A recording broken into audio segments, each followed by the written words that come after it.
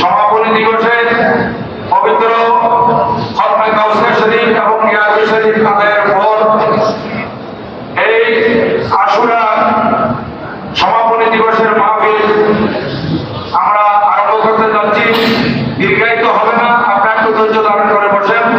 আজকে এই মাহফিলের সভাপতির আসন অলঙ্কৃত করেছেন আমাদের আঞ্জুমান রহমানিয়া আহমদিয়া সুন্নিয়া ট্রাস্টের মাননীয় সেক্রেটারি জেনারেল আলহাজ মোহাম্মদ আনোয়ার হোসেন সাহেব। আমাদের মাঝে অতিথি হিসেবে তশরিফ রেখেছেন আঞ্জুমান রহমানিয়া আহমদিয়া সুন্নিয়া ট্রাস্টের এডিশনাল সেক্রেটারি জেনারেল জনাব আলহাজ মোহাম্মদ শামসুদ্দিন সাহেব। আমাদের এখানে অতিথি হিসেবে তশরিফ রেখেছেন আঞ্জুমান রহমানিয়া আহমদিয়া সুন্নিয়া ট্রাস্টের অ্যাসিস্ট্যান্ট সেক্রেটারি জনাব আলহাজ মোহাম্মদ গিয়াসউদ্দিন সাকিব সাহেব। আমাদের মাহফিলে তশরিফ রেখেছেন আঞ্জুমান রহমানিয়া আহমদিয়া সুন্নিয়া ট্রাস্টের ফিনান্স সেক্রেটারি জনাব আলহাজ মোহাম্মদ কামরুদ্দিন সবুর সাহেব। আমাদের মাঝে তশরিফ রেখেছেন চন্দ্রকোনা তৈয়বিয়া ওদুদিয়া ফাজিল মাদ্রাসা পরিচালনা কমিটির সম্মানিত সভাপতি অধ্যাপক আলহাজ মোহাম্মদ জসিমউদ্দিন সাহেব। আমাদের মাঝে আরো তশরিফ রেখেছেন আঞ্জুমান ট্রাস্ট সদস্য জনাব আলহাজ মোহাম্মদ নুরুল আমিন সাহেব। আরো তশরিফ রেখেছেন আঞ্জুমান ট্রাস্ট সদস্য এবং মুতাল্লিব পরিবারের সদস্য জনাব আরিফ চৌধুরী শাহিদ সাহেব সহ আমাদের এখানে আরো অনেক ওলামায়ে কেরাম তশরিফ এনেছেন। বিশেষ করে আমাদের ফতেপুর মঞ্জুরুল ইসলাম সিনিয়র মাদ্রাসার সুযোগ্য প্রিন্সিপাল আলহাজ মাওলানা অধ্যক্ষ আব্দুল ওয়াল আল-কাদরি সাহেব তিনি তশরিফ রেখেছেন। আমাদের জামিয়ার প্রভাষক জনাব আলহাজ মাওলানা জসিমউদ্দিন আল-কাদরি সাহেব তশরিফ রেখেছেন। এইভাবে আমাদের অনেক অতিথিগণ এখানে তশরিফ রেখেছেন এবং সাথে সাথে আপনারাও তশরিফ রেখেছেন। সবাইকে আন্তরিক মোবারকবাদ। আজকে আমাকে যে বিষয় দেওয়া হয়েছিল বিষয়ের উপর কোনো লম্বা তকরির করা সম্ভব হবে না। আমার বিষয়টা হচ্ছে যে এই ঈমান বিধ্বংসী ফিতনা মোকাবেলায় মুসলমানদের করণীয়, এটাই ছিল আমার বিষয়। এবং সাথে সাথে আশুরা দীপ্ত আকীদা এটা আসলে গতকাল করাটা উচিত ছিল, কারণ আজকে এই আমলগুলা আগামী কাল নয়, আজকের দিনেই এই আমলগুলো ছিল। যাই হোক, আমি আপনাদের খেদমতে আরজ করব আমার হুজুর কেবলা বানিয়া জশ্নে জুলুস ঈদ মিলাদি নবী সাল্লাল্লাহু আলাইহি ওয়াসাল্লাম ওয়া বানিয়া গাউসিয়া কমিটি গৌসুল্লাহ মুর্শিদ মুহাম্মদ সৈয়দ মুহাম্মদ ইরশাদ রাহমাতুল্লাহ আলাইহি জামিয়ার জশ্নে জুলুসের যে তাকরীর করেছিলেন, এই তাকরীরগুলো এখন ইউটিউবের মধ্যে বানাচ্ছে। তাকরীরগুলো ইউটিউবে আছে। হুজুর কেবলা একেবারে উনি তো শাইখ সাহেব কথা বলছিলেন, উনি এমন ভাবে তাকরীর করেছিলেন জোশের উপর। হুজুর কেবলা জুশিদা তাকরীর করেছিলেন এবং হক এবং নাহবের ব্যাপারে উনি তো তাকরীরের মধ্যে বলেছেন हमारा अपना रास्ता है, उनका अपना रास्ता है, हमारा रास्ता अलग है, उनका रास्ता अलग है। আমরা আহলে সুন্নাত ওয়াল জামাতের যারা অনুসারী, আমাদের আপন রাস্তা আছে, আমাদের রাস্তা পৃথক। বাতিলের কাছে তাদের রাস্তা আছে, তাদের রাস্তা পৃথক। এটার উপর যদি আমরা থাকি, এটা যদি আমরা এটার উপর যদি আমরা চলি, হুজুর কেবলার এই ফরমান অনুযায়ী যদি আমরা আমল করি, তাহলে ফিতনার যুগে বাতিলের কাছ থেকে বাঁচাটা আমাদের জন্য সম্ভব হবে। এবং বিশেষ করে বানিয়া জামিয়া কুতুবুল আউলিয়া সৈয়দুল আউলিয়া শাইখুল মাহফায়েজ আল্লামা হাফেজ সৈয়দ আহমদ শাহ সিরকুনি আল-কাদরি রাদিয়াল্লাহু তাআলা আনহু উনি যে পাশকারী জমিনে গিয়েছিলেন ইন্নাল্লাহা ওয়া মালাইকাতাহু ইউসাল্লুনা আলান নবী দরুদ শরীফের এই আয়াত পড়েছিলেন, কেউ তো দরুদ শরীফ পড়ে নাই। তখন হুজুরে কেবলা বুঝতে পারলেন এখানে বাতিল ফিরকারা মানুষের কলব থেকে নবীজির মহব্বতটা বের করে দিয়েছে। তাহলে এই বাতিল ফিরকা থেকে বাঁচতে হলে আমাদের কি করতে হবে? হুজুর কেবলা সেই সময় সেই কালের আঞ্জুমান ট্রাস্টের আঞ্জুমানের যারা বড় বড় আমায়দিন ছিলেন, আরাকিন ছিলেন, ওনাদেরকে নির্দেশ দিয়েছিলেন একটা জায়গা তালাক করার জন্য। ভাই এরা জায়গা তালাক করতে করতে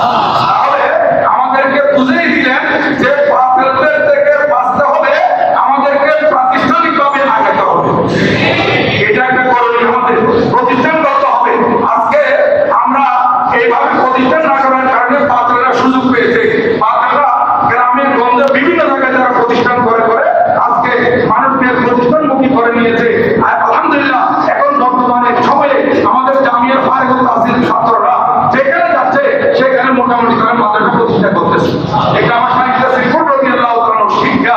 এবং আজ শাইখুল শ্রীপুর রাদিয়াল্লাহু তাআলার শিক্ষা যদি আমাদের দেশে যত দরবারগুলো আছে, প্রায় আমার জানার মতে 12,000 দরবার আছে। আচ্ছা, যে হক দরবার যেগুলো আছে, এই দরবারের পাশাপাশি যদি একটা মাদ্রাসা থাকতো, দরবারের পাশে যদি একটা শিক্ষা প্রতিষ্ঠান থাকতো, আজকে এই বাতিল দরকার মাজারগুলো বানাতে পারতো না। একটা প্রতিষ্ঠান যদি থাকতো, তাহলে প্রতিষ্ঠানের মধ্যে আমাদের সুন্নি ছাত্ররা থাকতো, এরা মোকাবেলা করতো। এবং এই ছাত্ররা শিক্ষা নিত যে কারবালার ময়দানে সংখ্যায় কম হলো ইমামে আলী মাকাম বাতিলের সামনে মাথা নত করেন নাই, শির দিয়েছেন কিন্তু হাত দেন নাই, বাতিলের সামনে মাথা নত করেন নাই, যার কারণে ইমামে আলী মাকাম সেই শাহাদাত বরণ করার পরও ইমাম অমর হয়ে গেছে, এজিদ মরে গেছে। যেটা পাকিস্তানের উলামায়ে কেরামরা সুন্দর বলে, এজিদ থা হোসেন है। হ্যাঁ, এজিদ ছিল কিন্তু এখন আর নাই। আমার ইমামে আলী মাকাম তখনও ছিল, এখনো আছে, কিয়ামত পর্যন্ত থাকবে। এবং কোটি কোটি মুসলমানদের অন্তরে হোসেন জাগরিত। আজকে আমাদের এই সমাজে পুরান নবীর বেলায় দেখেন ইমামে হোসেন রাদিয়াল্লাহু তাআলার নামে কত মানুষ আপনারা পাবেন। হোসেন, ইমাম হোসেন, আবুল হোসেন, আবুল হোসেন, সরদার হোসেন, সরদার হোসেন, এভাবে দিলদার হোসেন, দিলবর হোসেন, কত হোসেন আছে, ঘর ঘর হোসেন আছে। কিন্তু পুরান নবীর বেলায় তারা করে একটা এসিড বাই করে আছে। নবীর বেলায় পুরা টাউনে পাবে, পুরা শহরে পাবে, পাবেন না।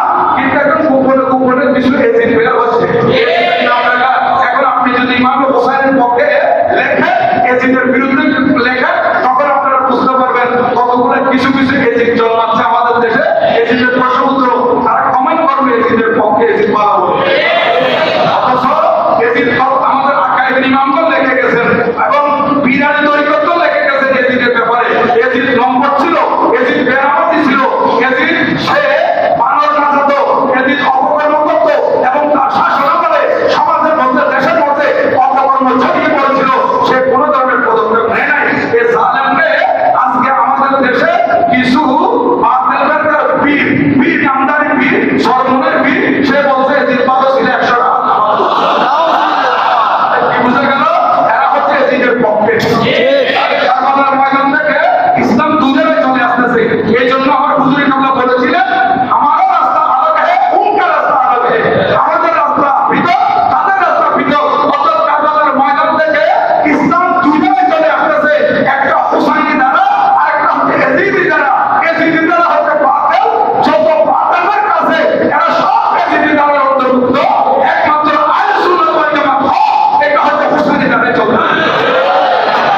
সংখ্যায় কম হলো এই হুসাইনি দ্বারা, এটা সবসময় থাকবে, ঈমান আকীদার উপর অটল থাকবে। আপনাদের প্রতি অনুরোধ থাকবে, আপনারা সবসময় এই বাতিল ফেরকারা এই গ্রামে গঞ্জে ছড়িয়ে পড়েছে মহিলাদের জন্য, মহিলা বাতিল ফেরকা তারা বুকে দিতে ঘরে ঘরে। এখন আমরা এই সময় আমাদের ছেলে মেয়েরা স্কুল কলেজ যাচ্ছে, সেখানে বাতিল ফেরকারা আমাদের ছেলেদেরকে গ্রেফতার করার জন্য যাচ্ছে। এই সময় আমাদের প্রয়োজন হবে বাতিল ফেরকা থেকে এই ফিতনার যুগে আমরা যদি ঈমান আকীদা রক্ষা করতে চাই, তাহলে আমরা যে হুজুরে কামলার আদর্শের উপর আছি, এই মিশনের উপর আছি, এটার উপর আমাদের কর্ম রাখতে হবে, আমাদের পরিবারকে অটল রাখতে হবে, আমাদের সন্তানদেরকে অটল রাখতে হবে। অথবা দেখবেন আমাদের এই এলাকায়ও আমরা দেখতে পাচ্ছি বাবা সুন্নি ছেলে বাতিল হয়ে গেছে। আমাদের এই এলাকাতেও আছে কয়েকজন, এই যারা অথচ দেখেন ওই তারা সারা আমাদের দেশে একটা কথা আছে, ওই সিলেটের ভাষায়, যে ঘরের মেজাল ঘরেগা কোশ্চেন কথা বলে। অর্থাৎ আমাদের ঘরে মেজাল চলতেছে, আমাদের ঘরে আকীদা শুদ্ধতার পথ চলতেছে, কিন্তু তারা বাতিলের সাথে যোগ দিচ্ছে। কারণ কেন? এই যে কোথাও যাচ্ছে, কোথাও চাকরি করে, কোথাও ব্যবসা করে, সেখানে পাশে বাতিল কোনো সহযোগী আছে, কিংবা তার সাথে তার বন্ধুত্ব হয়েছে কোনো একটা বাতিলের, বুঝাইতে বুঝাইতে বুঝাইতে বুঝাইতে তাকে বাতিল করে ফেলছে। কিন্তু এই বিয়া করে এই কথা চিন্তা করতেছে না যে তুমি আমাকে বুঝাচ্ছ, চলো আমি সহ তোমাকে নিয়ে শুনিয়ে আমাদেরকে চলে যাবো। যদি আমাদের জামিনে নিয়ে আসতো, তাহলে জামিনের হুজুরদের সামনে দাঁড়াতো, তখন বুঝতে পারতো দুধ কা দুধ, পানি কা পানি, এটা হয়ে যেত। কোনটা হক কোনটা না হক এটা বুঝতে পারতো। কিন্তু সে বাতিল আকীদাটা গ্রহণ করলো, এত বলে সে বিখ্যাত দিনী প্রতিষ্ঠান, এত বলে নেবে আশেপাশে থাকে, জামিনের পাশে থাকে, কিন্তু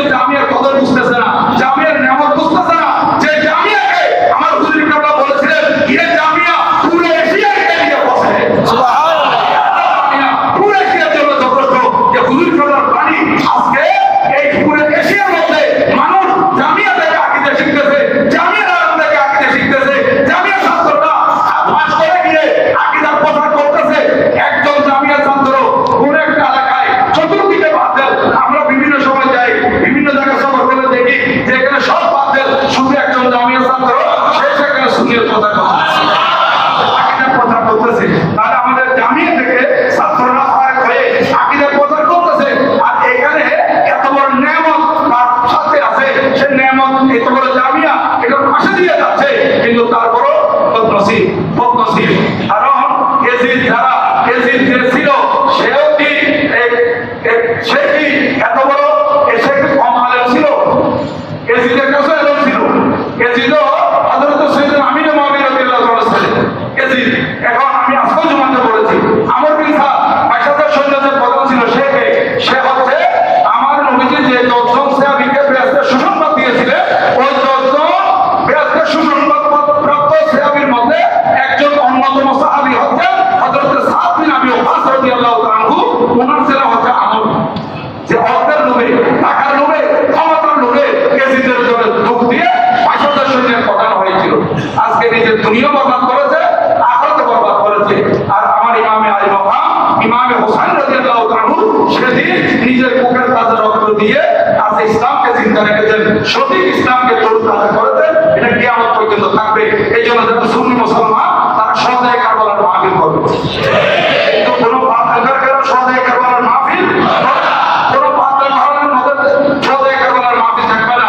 এখানে যেখানে যেখানে আছে মাহফিল চলতেছে দেখবেন সদায় কারবালার মাহফিল সুন্নিরাই করতেছে, আমার হুজুরি কামরার মরিদানরা করতেছে, কিংবা কোনো আশিক রাসূলরা করতেছে।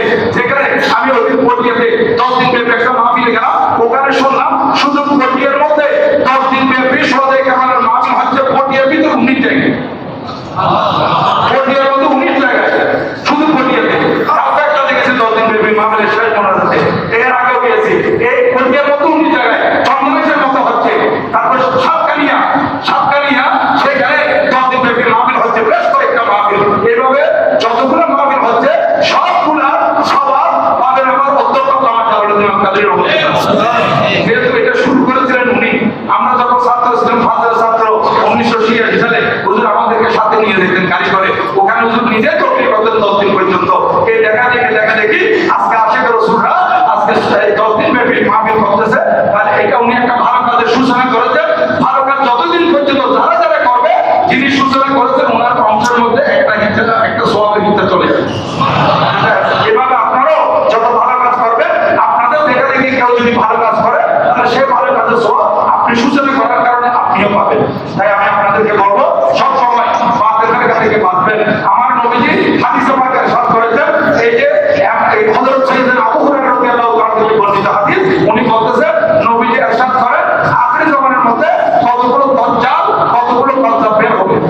ইয়াকুনু ফি আখির জামানে দাজ্জালুনা কাযযাবুন ইয়াতুনাকুম মিনাল আহাদিস বিমা লাম তাসমাউ আনতুম ওয়া আবাউকুম ফা ইয়াকুম ওয়া ইয়াহুম।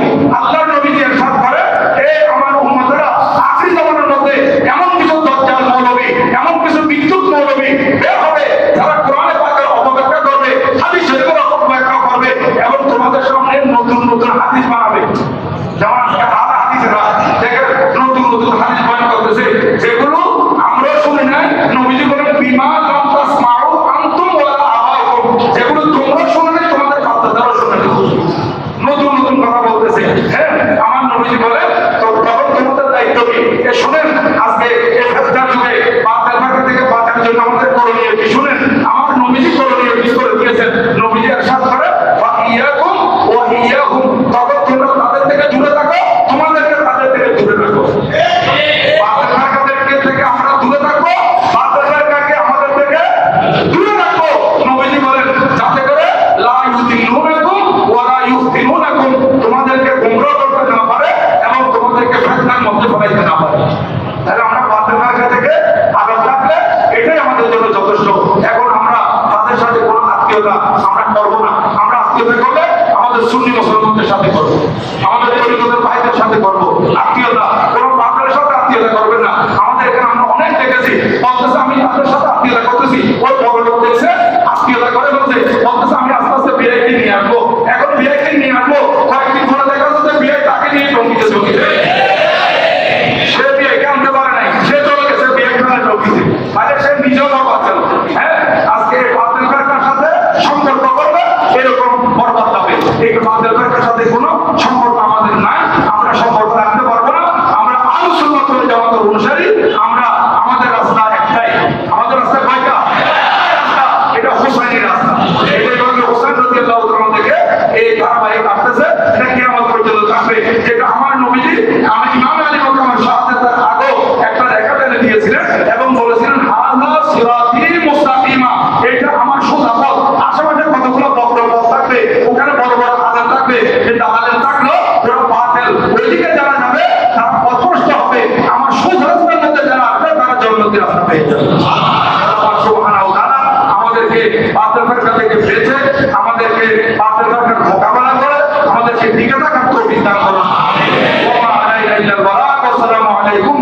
রহমতুল্লাহি তাআলা ওয়া বারাকাতুহু।